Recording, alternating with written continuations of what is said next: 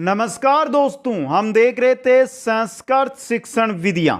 सभी शिक्षक भर्तियां, सभी टेट भर्तियां, सभी थर्ड ग्रेड भर्तियां सभी के लिए बहुत ही इंपॉर्टेंट रहती है। ये संस्कृत की शिक्षण विधियां मुख्य रूप से REET exam, UP TET, C TET, MP TET, B TET, H TET, ये एग्जाम जल्दी होने वाले हैं और उन्हीं के लिए हम देख रहे हैं संस्कृत की शिक्षण विधियां। दोस्तों, आज हमारी क्लास नंबर 11 है मित्रों, जिसके अंदर हम नाटक एवं अनुवाद की जो शिक्षण विधियां हैं उनका अध्ययन करेंगे। नाटक और अनुवाद की जो शिक्षण विधियां हैं वो बहुत ही इंपॉर्टेंट शिक्षण विधियां आपके लिए रहती है, इसलिए इस क्लास को मिस आज मत कर देना दोस्तों।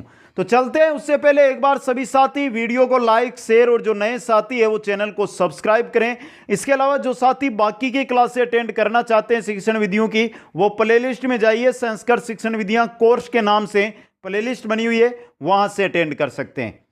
तो चलिए मित्रों, सबसे पहले आज हम देखते हैं नाटक की शिक्षण विधियां। दोस्तों, छोटा सा टॉपिक है, बहुत लंबा नहीं चलेगा, आसानी से आप कम समय में पूरा टॉपिक है उसका निचोड़ मिल जाएगा आपको। सबसे पहले नाटक शिक्षण विधियां। दोस्तों, शुरू करते हैं नाटक की शिक्षण विधियां। सबसे पहले कौन सी आ रही है यहां पर? आदर्श नाट्य विधि। दोस्तों, यहां पर मैं आपको एक जानकारी दे दूं कि अगर हम नाटक का परिचय देखें, नाटक होता क्या है, उस चीज की अगर हम बात करते हैं मित्रों कि नाटक क्या है, यह भी एक क्वेश्चन तो बन ही सकता है ना मित्रों। तो पहले मैं उसकी जानकारी दे दूं, फिर आगे देख लेते हैं कि नाटक होता क्या है इसके बारे में। देखिए, नाटक का परिचय अगर हम देखें तो नाटक शब्द का अभिप्राय है अभिनय करने से, अनुकरण करने या नृत्य करने से।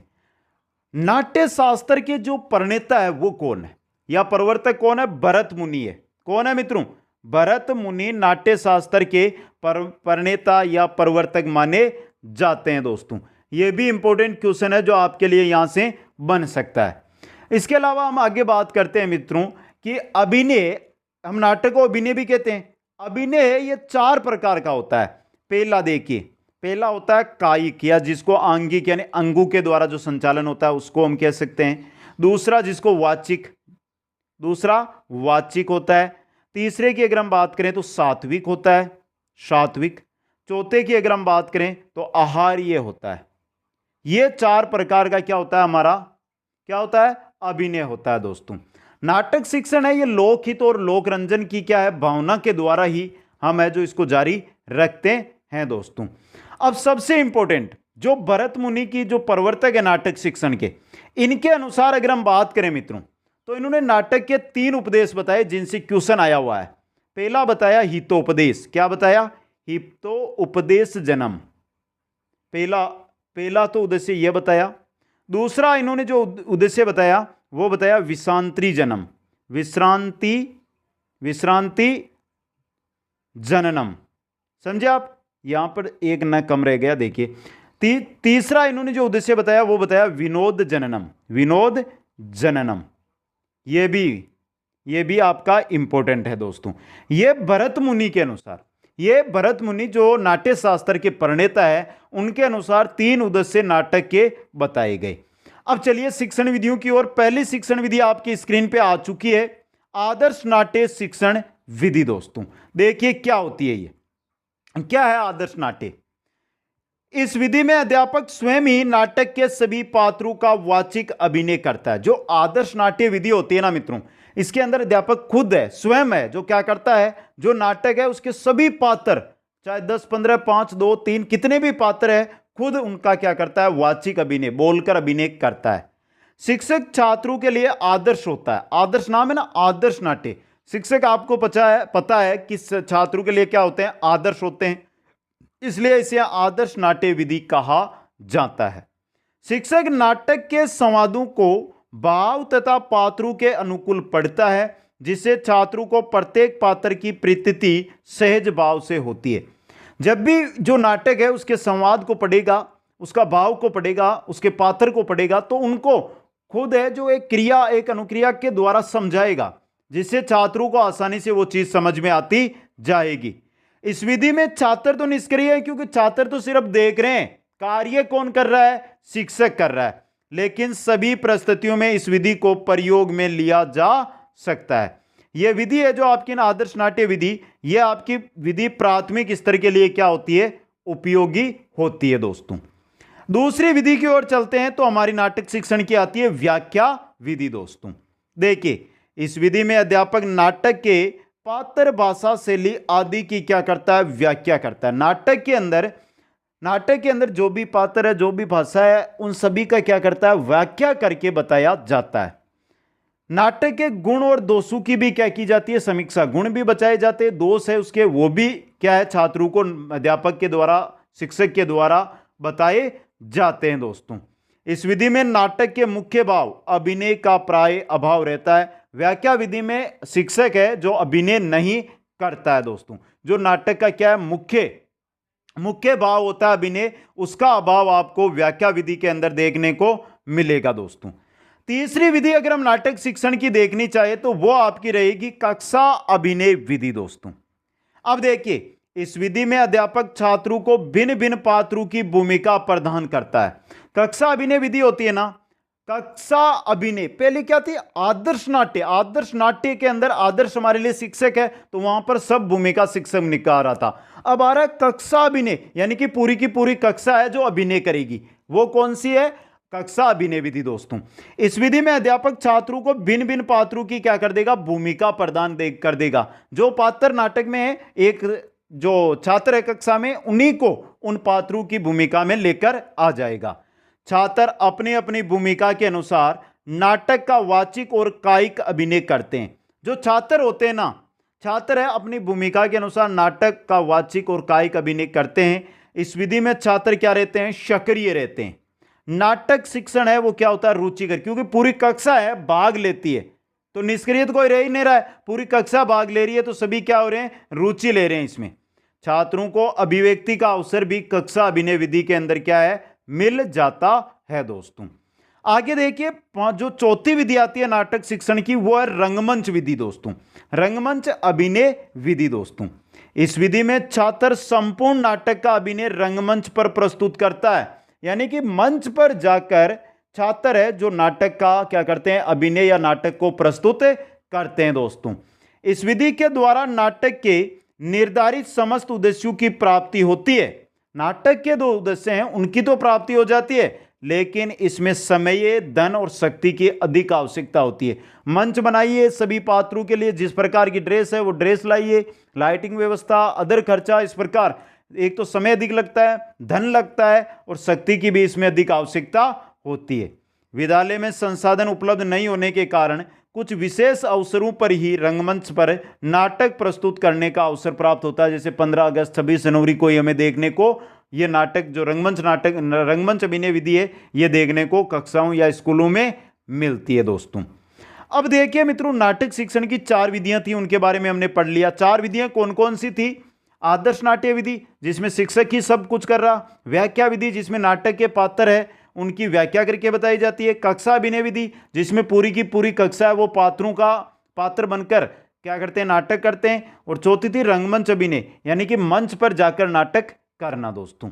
अब देखिए, नाटक शिक्षण की सर्वश्रेष्ठ विधि की अगर हम बात करें, उपर्युक्त विधियों में से एक विधि कोई भी एक विधि नाटक शिक्षण की सर्वश्रेष्ठ विधि नहीं है। चारों विधियों में से कोई भी सर्वश्रेष्ठ नहीं है। इसलिए नाटक शिक्षण के उद्देश्यों की प्राप्ति के लिए इन सभी विधियों का मिश्रण करके नाटक शिक्षण करवाया जाना चाहिए। चारों के चारों विधियों को मिला दीजिए और फिर नाटक शिक्षण करवाइए, बहुत अच्छी तरह से समझ में आएगा। अतः नाटक शिक्षण की जो सर्वश्रेष्ठ विधि है वो कौन सी है, समवाय यानी सम्मिलित विधि दोस्तों। ये थी नाटक शिक्षण की आपकी विधियां। अब जो हम शिक्षण विधियां पढ़ रहे थे उनमें सिर्फ बचती है हमारे अनुवाद की शिक्षण विधियां दोस्तों।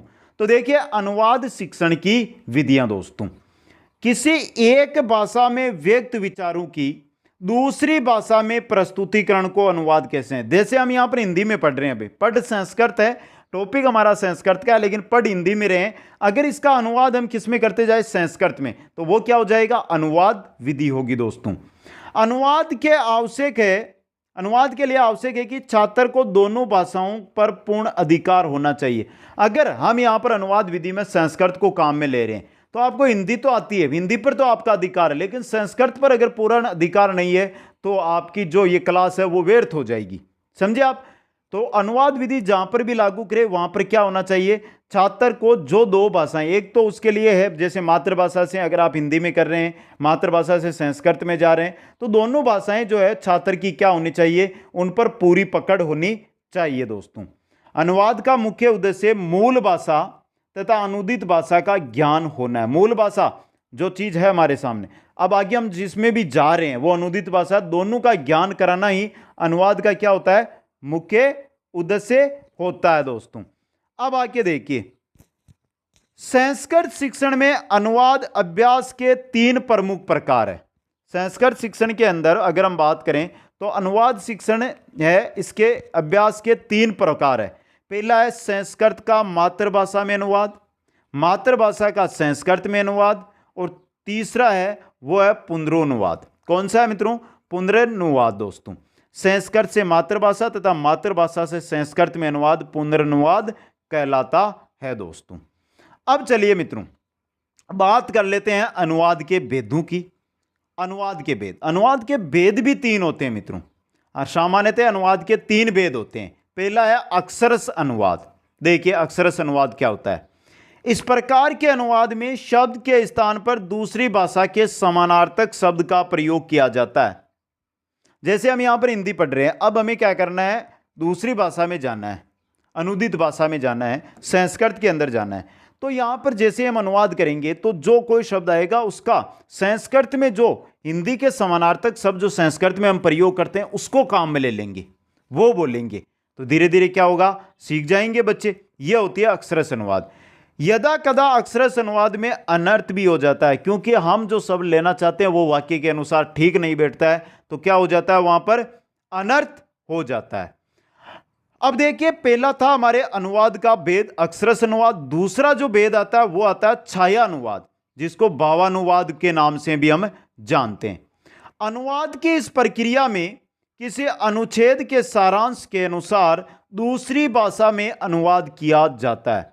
छाया अनुवाद या जो भावानुवाद है मित्रों, छाया अनुवाद या जो भावानुवाद है, इसके अंदर क्या किया जाता है, किसी अनुच्छेद का जो सारांश है, कोई अनुच्छेद है उसका जो सारांश है उसके अनुसार दूसरी भाषा में क्या होता है, अनुवाद होता है। इसे मर्म अनुवाद भी कहते हैं। इस प्रकार छाया अनुवाद में छात्रों के भाव तथा विचारों की अभिव्यक्ति है वो क्या होती है, दृढ़ होती है दोस्तों। आगे चलिए, तीसरा जो अनुवाद का भेद है वो है तथ्यानुवाद। अनुवाद की इस प्रक्रिया में शब्द या सारांश को आधार मानकर अनुवाद नहीं किया जाता है, अपितु मातृभाषा में अथवा अन्य भाषा में भावों को संस्कृत में प्रकट करने का प्रयास किया जाता है। मातृभाषा में हो या अन्य भाषा में हो, जो भाव है उनको क्या करना है, संस्कृत के अंदर प्रकट करना है। यही क्या हमारा तथ्य अनुवाद है। इस प्रकार के अनुवाद में ऐसा प्रतीत होता है मानो मूल लेख के द्वारा ही लिखा गया हो, और यही अनुवाद की सर्वोत्तम शैली है जो मानी जाती है। तथ्यानुवाद सर्वोत्तम अनुवाद की शैली होती है। अब मित्रों जो हमारा अनुवाद है, अनुवाद की जो मुख्य विधियां, शिक्षण विधियों की हम बात करें, 3 विधियां हैं, पुस्तक विधि, द्विभाषा विधि और तुलना एवं अनुकरण विधि। तो चलिए विधियों का भी अध्ययन कर लेते हैं। पहली विधि आपकी स्क्रीन पे आ चुकी है, पुस्तक विधि दोस्तों। पुस्तक विधि, अनुवाद के लिए अलग से पुस्तकों की रचना की जाती है। अनुवाद के लिए पुस्तक विधि, यानी कि अगर अनुवाद आपको सीखना तो उसके लिए अलग से पुस्तक आएगी दोस्तों। वे सामान्य पुस्तकों से पृथक स्वरूप वाली होती है दोस्तों। ये पुस्तकें एक ही विधि का काम करती है, जिनको पढ़कर अनुवाद करने में छात्रों को क्या होती है, सुविधा होती है। पुस्तक के प्रत्येक पाठ के अंत में अनुवाद के वाक्य दिए जाते हैं और उनसे संबंधित कठिन शब्द तथा व्याकरण के नियम भी दिए हुए होते हैं दोस्तों। यह होती है पुस्तक विधि। बात करें दूसरी विधि की, तो दूसरी विधि है द्विभाषा विधि दोस्तों। देखिए इसमें क्या होता है, इस विधि में एक व्यक्ति मातृभाषा में उच्चारण करता है और दूसरा व्यक्ति क्या करता है, उसका संस्कृत में रूपांतरण करता है। एक बोलेगा वो मातृभाषा में बोलेगा, पास खड़ा दूसरा उसको संस्कृत में दोहराएगा। यह होती है द्विभाषा विधि दोस्तों। कक्षा में छात्र किसी गद्यांश को बोलते हैं, अध्यापक उसका अनुवाद संस्कृत के अंदर करता जाता है दोस्तों। इस विधि का प्रयोग किसी गोष्ठी अथवा औपचारिक सम्मेलनों के अवसर पर किया जाता है और यह उच्च स्तर के लिए क्या होती है, अधिक उपयोगी विधि होती है दोस्तों। तीसरी जो हमारी विधि आती है अनुवाद की, वो है तुलना एवं अनुकरण विधि। दोस्तों देखिए, इस विधि में शिक्षक सर्वप्रथम अनुवाद प्रस्तुत करता है। तुलना के अंदर सबसे पहले अनुवाद करेगा, छात्र उसे ठीक प्रकार से सीखते हैं। जो अनुवाद शिक्षक ने किया है, जैसे मातृभाषा से संस्कृत में शिक्षक ने किया, तो छात्र भी उसको क्या करते हैं, सीखते हैं। इसके पश्चात शिक्षक है जो पूर्व में प्रस्तुत किए गए अनुवाद जैसा ही दूसरा वाक्य या अनुच्छेद छात्रों के समक्ष, जो पहले शिक्षक ने अनुवाद किया उससे मिलता जुलता ही अनुवाद, वाक्य दे या अनुच्छेद दे या गद्यांश दे पूरा, वो छात्रों के सामने रख दिया जाता है और छात्रों के समक्ष प्रस्तुत करता है। छात्र अनुकरण यानी उसके आधार पर अनुवाद करते हैं और इसी को क्या कहा जाता है, अनुकरण विधि। तुलना कर ली पहले वाले से और उसका अनुकरण करके क्या कर दिया, अनुवाद कर दिया। तो ये थी हमारी अनुवाद की विधियां। दोस्तों अनुवाद कैसे करें, 3 विधियां आपके सामने मैंने यहां पर रख दी। नाटक की जो विधियां वो मैंने आपके सामने रख दी। अब आपका कमेंट यही चाहता हूं कि क्लास कैसी लगी, सच बता देना मित्रों।